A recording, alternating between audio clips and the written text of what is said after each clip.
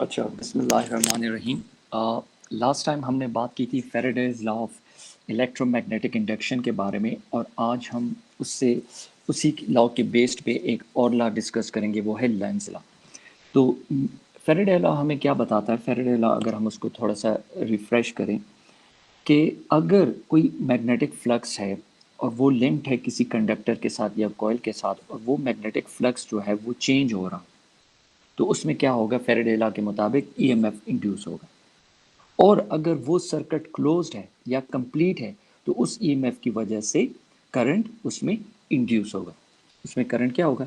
Induce होगा। तो या आप ये कह सकते हैं कि an induced EMF which is linked to a coil is proportional to the rate of change of magnetic flux which is linked to that coil. और ये उसका फार्मूला है। इंड्यूस ईएमएफ किसके बराबर है? एन, जो टोटल नंबर ऑफ टर्न्स, अगर number of turns ज़्यादा होते जाएंगे तो ईएमएफ भी आपके पास, इंड्यूस ईएमएफ भी आपके पास ज़्यादा होगा। चेंज इन मैग्नेटिक फ्लक्स, अगर चेंज इन मैग्नेटिक फ्लक्स आपके पास ज़्यादा होगा तो इंड्यूस ईएमएफ भी ज़्यादा होगा। और inversely proportion to change in time, अगर आपके पास टाइम कम होगा तो ईएमएफ ज़्यादा होगा, और अगर टाइम ज़्यादा होगा तो ईएमएफ आपके पास क्या होगा? इंड्यूस ईएमएफ कम होगा। अब ये जो नेगेटिव साइन है इस इक्वेशन में, अगर इसको आप देखें तो ये क्या शो कर रहा है? ये शो कर रहा है कि ये जो ईएमएफ इंड्यूस हो रहा है ये अपोजिट डायरेक्शन में है to the change in magnetic flux, या इसको ये अपोज कर रहा है। मैग्नेटिक फ्लक्स जो चेंज हो रहा है उसमें जो इंक्रीज आ रहा है, ये ईएमएफ उसको क्या कर रहा है? अपोज कर रहा है।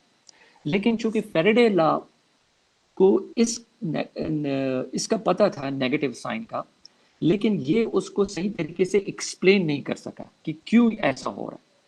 तो इसको फिर लेंज लॉ ने, जो एक और साइंटिस्ट था हेनरिच लेंज लॉ ने, इंडिपेंडेंटली रिसर्च की और इस नेगेटिव साइन को उसने एक्सप्लेन किया। तो बेसिकली फैराडे लॉ हमें क्या बताता है? फैराडे लॉ हमें मैग्नीट्यूड ऑफ ईएमएफ बताता है। मैग्नीट्यूड ऑफ ईएमएफ बताता है, वो हमें डायरेक्शन के बारे में नहीं बताता। और दूसरा ये कि फैराडे लॉ जो ईएमएफ की डायरेक्शन बता रहा है वो इंड्यूस करंट बता रहा है, जिसमें सर्किट क्लोज होना चाहिए, जिसमें सर्किट क्लोज होना चाहिए। अगर इसको आप देखें, ये हमारे पास एक कॉइल है, या इसको आप सोलोनाइड कह सकते हैं, और ये क्लोज्ड है, और ये हमारे पास बार मैग्नेट है जो कि मैग्नेटिक फील्ड जनरेट कर रहा है, सोर्स ऑफ मैग्नेटिक फील्ड है। और लेट सपोज इससे जो मैग्नेटिक फील्ड लाइंस निकल रही हैं, ये कितनी है? 1 2 3 4 5 6 7, 7 मैग्नेटिक फील्ड लाइंस निकल रही हैं। अब ये जो मैग्नेटिक फील्ड है, बार मैग्नेट है, अगर हम इसको इस कॉइल के करीब ला रहे हैं और ये इस एरिया के अंदर पास हो रहा है, तो मैग्नेटिक फ्लक्स क्या होगा? जनरेट होगा, और मैग्नेटिक फ्लक्स इंक्रीज होगा। अगर हम ये इसको एक सर्टेन वेलोसिटी के साथ इसके नजदीक, तो जितना जितना ये इस एरिया से पास होता जाएगा, मैग्नेटिक फ्लक्स उतना ही इंक्रीज होता जाएगा, मैग्नेटिक फ्लक्स उतना ही ज्यादा होता जाएगा। पहले 7 आ रहे हैं इस जगह से, यहाँ पे 7 मैग्नेटिक फील्ड लाइंस इसके अंदर इंटर हो रहे हैं। इसको हम मजीद इसके नज़दीक लाएंगे तो ये दोनों भी शामिल हो जाएंगे, और ये दोनों भी मैग्नेटिक फील्ड की तादाद क्या होती जाएगी? ज़्यादा होती, जैसे जैसे हम इसको इस कॉइल के करीब लेते जाएंगे, तो मैग्नेटिक फील्ड बढ़ेगा, जिसकी वजह से मैग्नेटिक फ्लक्स क्रिएट होगा। अब इस मैग्नेटिक फ्लक्स की वजह से क्या होगा? ईएमएफ क्रिएट होगा और इंड्यूस करंट जनरेट होगा। क्या होगा? इंड्यूस करंट जनरेट होगा। लेकिन यहां पे देखें, अगर आप मैग्नेटिक फील्ड जो इससे निकल रही है, इस बार मैग्नेट से, उसकी डायरेक्शन और चेंज इन मैग्नेटिक फील्ड की direction, change in magnetic flux की डायरेक्शन सेम है।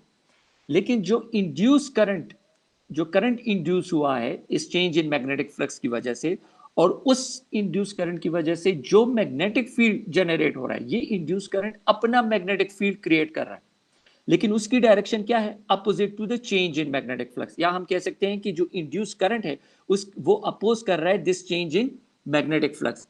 ये मजीद जो मैग्नेटिक फ्लक्स इंक्रीज हो रहा है, ये उसको मजीद इंक्रीज नहीं होने दे रहा है, बल्कि इस सिचुएशन को बरकरार रखना चाहता है। इस सिचुएशन को ये बरकरार रखना चाहता है। ठीक, जो तो अगर ये ऐसा कर रहा है, तो इसका मतलब है कि ये जो कॉइल है ये भी as a magnetic dipole act कर रहा है।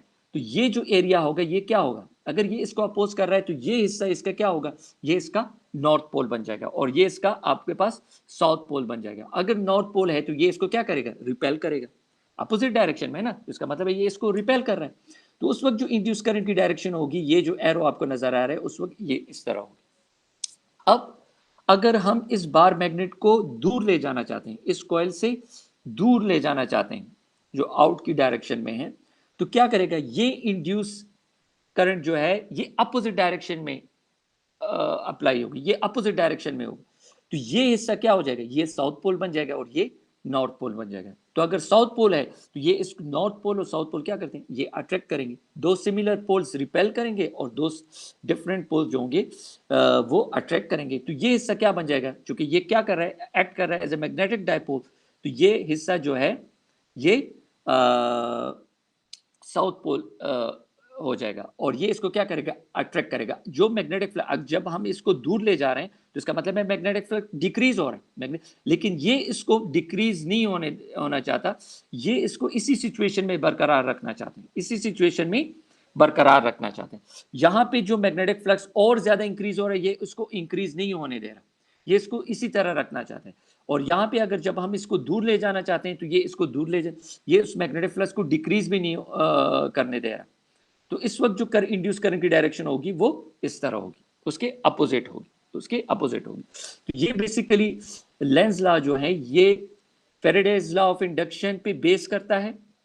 दूसरा, ये दो लॉस को ओबे कर रहा है, एक Newton third law of motion को। अगर देखें जितना मैग्नेटिक फ्लक्स यहां पे क्रिएट हो रहा है जिस मैग्नीट्यूड में, उतना ही मैग्नेटिक फील्ड उतनी ही मैग्नेटिक फील्ड ये इंड्यूस करंट जनरेट कर रहा है, लेकिन उसकी डायरेक्शन क्या है, अपोजिट है। और ये Newton third law of motion हमें बता दे कि to every action there is an equal but opposite reaction, to every action there is an equal but opposite reaction. जितना मैग्नेटिक फील्ड ये क्रिएट कर रहा है उतना ही ये इंड्यूस करंट, उतना ही मैग्नेटिक फील्ड क्रिएट कर रहा है, मैग्नीट्यूड सेम है लेकिन अपोजिट डायरेक्शन। मसलन यहाँ पे 7 मैग्नेटिक फील्ड है, यहाँ पे कितनी मैग्नेटिक फील्ड लाइंस है, 7, तो ये भी उतनी ही मैग्नेटिक फील्ड लाइंस क्रिएट कर रहा है, लेकिन उसकी डायरेक्शन क्या है, अपोजिट है। अब ये 7 से ज्यादा इसको होने नहीं दे रहा, उसको होने नहीं दे रहा। उसकी वजह क्या है, उसकी वजह है law of conservation of energy. जैसे हम कह रहे हैं ना कि 7 मैग्नेटिक फील्ड लाइंस है, ये भी उतनी ही 7 मैग्नेटिक फील्ड लाइंस दे रहा है, लेकिन इससे जो magnetic flux let suppose create हुआ है 50 टेस्ला, इस 7 मैग्नेटिक फील्ड लाइंस की वजह से 50 टेस्ला मैग्नेटिक फ्लक्स क्रिएट हुआ है। अब ये इसने भी उतना ही मैग्नेटिक फील्ड लाइंस क्रिएट की है, मैग्नेटिक फ्लक्स जनरेट किया, लेकिन ये इसको मजीद बढ़ने नहीं दे रहा है। उसकी वजह क्या है, उसकी वजह law of conservation of energy. क्यों, law of conservation of energy को पहले स्टडी देख लें। Law of conservation of energy हमें क्या बताता है कि energy can neither be created not destroyed, और या energy can be transfer from one form to another but the total energy remain constant. अब अगर यहां पे देखें, अब यहां पे 7 मैग्नेटिक फील्ड लाइंस इंटर हुई, लेट सपोज इसने जो मैग्नेटिक फ्लक्स बनाया वो 50 टेस्ला है, लेट सपोज फिलहाल 7 मैग्नेटिक फील्ड लाइंस। ये तो जैसे जैसे अंदर जाएगा मैग्नेटिक फील्ड लाइंस की तादाद और ज्यादा हो जाए। यहाँ इस पोजीशन पे इसमें 7 मैग्नेटिक फील्ड लाइंस इंटर हुए, लेकिन अगर मैं इसको करीब लाऊंगा तो ये दोनों जो है ये भी इसमें शामिल होगी, 9 हो जाएंगी। फिर और करीब लाएंगे तो ये जो दो मैग्नेटिक फील्ड लाइंस है ये भी इंटर होंगी, तो मैग्नेटिक फ्लक्स क्या होता जाएगा, ज्यादा होता जाएगा, तो उसकी वजह से इंड्यूस करंट भी ज्यादा होता जाएगा। अगर ये इंड्यूस करंट इसको अपोज ना करें मजीद, तो ये मैग्नेटिक और ये डायरेक्शन सेम हो इस मैग्नेटिक फील्ड के, इस मैग्नेटिक फील्ड के और इस मैग्नेटिक फ्लक्स, ये जो मैग्नेटिक फ्लक्स क्रिएट हो रहा है इस मैग्नेटिक फील्ड की वजह से, तो अगर इन दोनों की डायरेक्शन सेम हो, इंड्यूस करंट की भी डायरेक्शन सेम हो, तो क्या होगा, मैग्नेटिक फ्लक्स ये जो मैग्नेटिक फील्ड क्रिएट कर रहा है और ये जो मैग्नेटिक फील्ड है ये क्या हो जाएंगे, ये एडअप हो जाएंगे। जब ये एडअप हो जाएंगे तो मैग्नेटिक फ्लक्स और ज्यादा हो जाएगा। जब मैग्नेटिक फ्लक्स और ज्यादा हो जाएगा तो इंड्यूस करंट आपके पास क्या हो जाएगा, इंड्यूस करंट और ज्यादा हो जाएगा। जब इंड्यूस करंट आपके पास और ज्यादा हो जाएगा तो उससे मैग्नेटिक फ्लक्स और मैग्नेटिक फील्ड जो है वो और ज्यादा हो जाएगी। जब मैग्नेटिक फील्ड और ज्यादा हो जाएगी तो मैग्नेटिक फ्लक्स और ज्यादा हो जाएगा, उससे फिर और करंट ज्यादा हो जाएगी, तो ये एडअप होता जाएगा।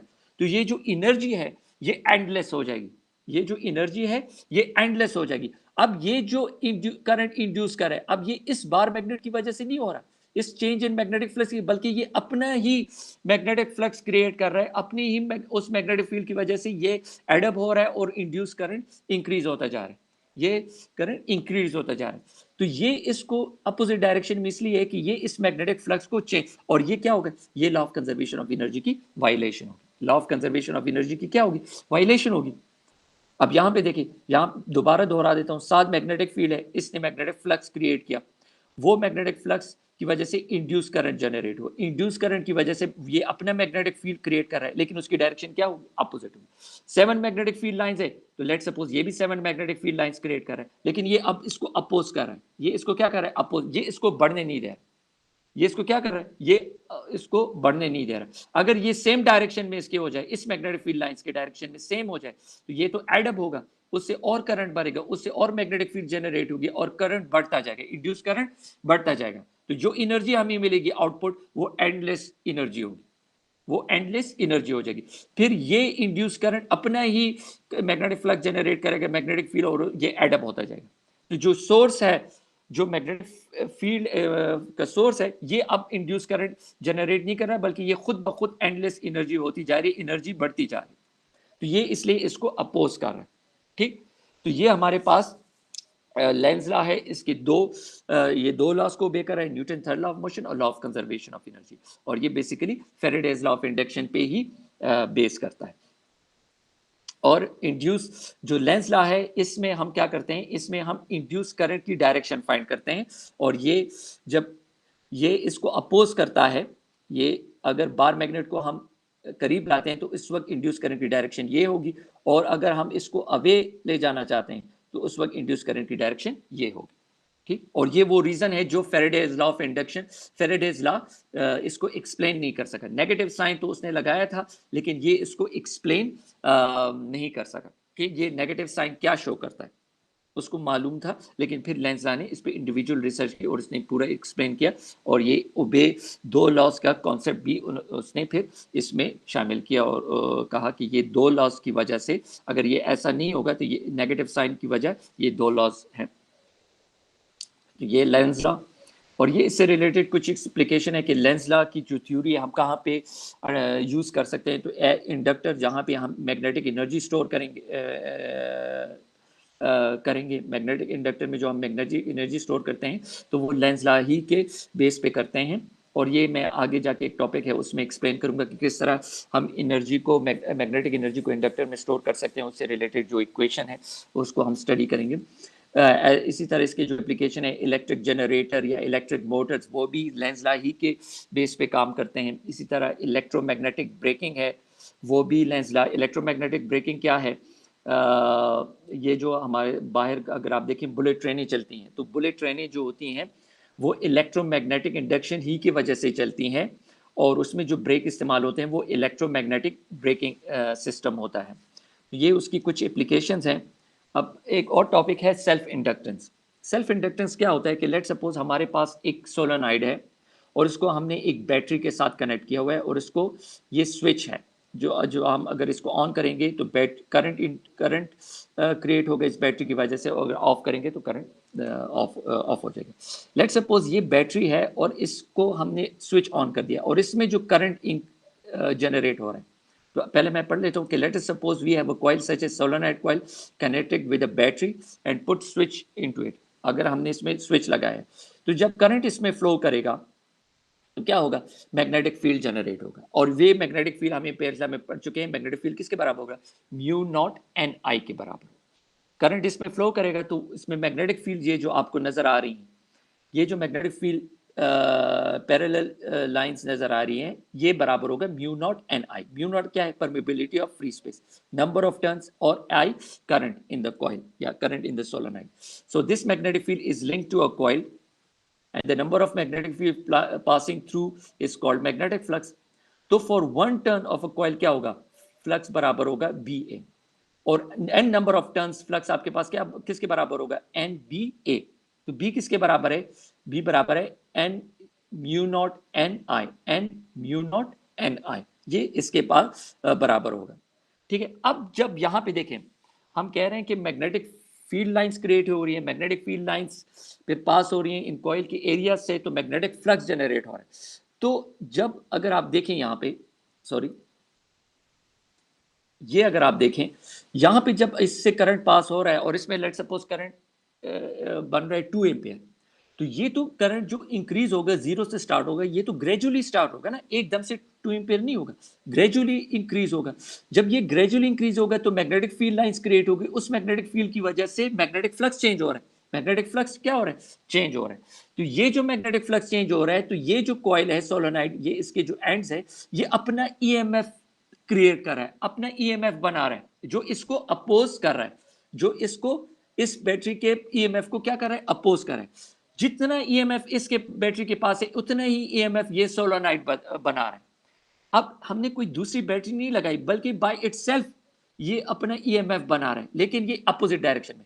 यहाँ पे ये बैटरी हमने इसके साथ सोलोनाइड के साथ कनेक्ट की हुई, एक क्लोज सर्किट है, ये करंट इसमें फ्लो कर रहा है 2 एम्पियर, लेकिन ये जो करंट होगा 2 एम्पियर फ्लो करेगा, ये जीरो से स्टार्ट होगा, ग्रेजुअली 0, 0.1, 0.2, 0.3, 2 एम्पियर तक जाएगा। जब ये 0 से 2 एम्पियर तक जाएगा, तो ये मैग्नेटिक फील्ड भी ज्यादा होती जाएगी।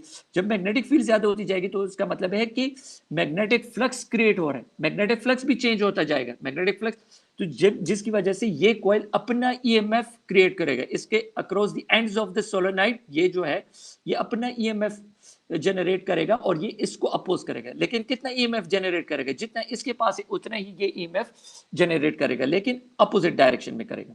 So the EMF induced by itself which opposes the change in flux। अब ये मजीद इसमें फ्लक्स में चेंज नहीं लेना चाहता, जिस तरह हमने लेंस लॉ में पढ़ा है, क्योंकि ये उसी के बेस पे ये काम कर रहा है। So this effect is called self inductance, क्योंकि ये अपना ईएमएफ जनरेट कर रहा है। किसकी वजह से, जो मैग्नेटिक फ्लक्स चेंज हो रहा है, किसकी वजह से, जो करंट इसमें फ्लो कर रहा है, और उस करंट की वजह से मैग्नेटिक फील्ड बन रहा है, और उस मैग्नेटिक फील्ड की वजह से जो मैग्नेटिक फ्लक्स चेंज हो रहा है, और उसकी वजह से ये कॉइल सोलोनॉइड अपना ईएमएफ इंड्यूस कर रहा है अपोजिट डायरेक्शन में, और उतना ही करेगा जितना ये ईएमएफ इस बैटरी के पास है। तो फ्लक्स किसके डायरेक्टली प्रोपोर्शन है, करंट के प्रोपोर्शन है।